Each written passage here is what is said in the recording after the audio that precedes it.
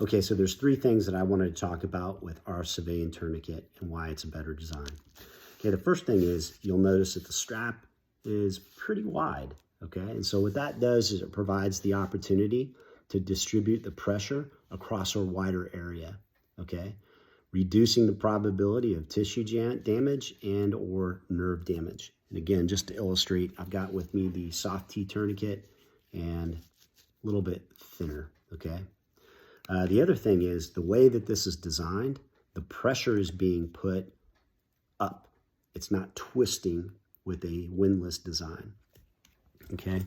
Again, on a windlass design, like on the soft T, which again is a great tourniquet, it's a great combat tourniquet, it's twisting, and you can probably see that right there. It's twisting inside. Now, the way they've designed it, you have a piece of hard nylon that draws it in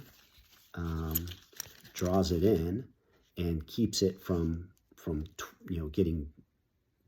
biting like that. But it's still gonna, because you're twisting it, it's still the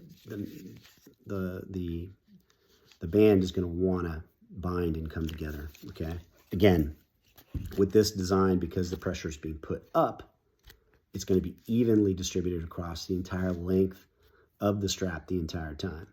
And then the third thing that I like about this is the fact that we can dial it in.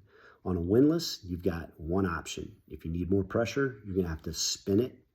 If you need more pressure, you got to spin it 180.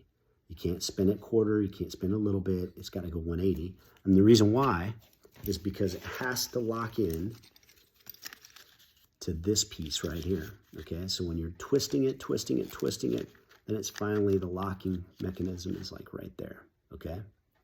And that's why it's got to go 180, okay? So when I say 180, I'm talking here, then here. Sometimes you may get to the point where you've already occluded the blood flow, and you put a hell of a lot of pressure on it, but unfortunately, you're gonna have to keep cranking because it's got to go all the way to here, okay?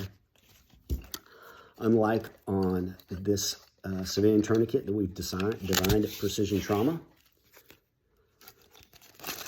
you have the option to dial it in a little or a lot, okay? Again, right across there.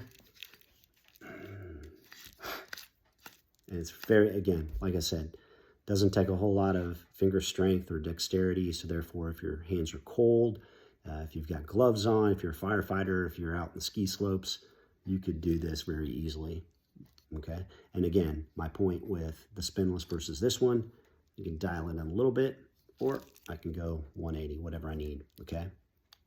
And then when I'm ready, I can add a locking mechanism as well, just to keep it from breaking loose. Really, honestly though, you don't need that part because you can see it's not, like on the windlass, if I let go of it, then the pressure stops. The pressure's on right now. A little bit more, or you can back it off, okay? This would actually allow someone, if you did have it cranked down and they're reporting a lot of pain, you could back it off maybe just a little bit to help. But honestly, this tourniquet, again, I know I see the world from where I sit, but the way it's designed, it's a hell of a lot more comfortable to put this thing on than it is to put a windlass, okay? And again, you can back it off, take it, and it's also, I think, a lot easier to train with, okay?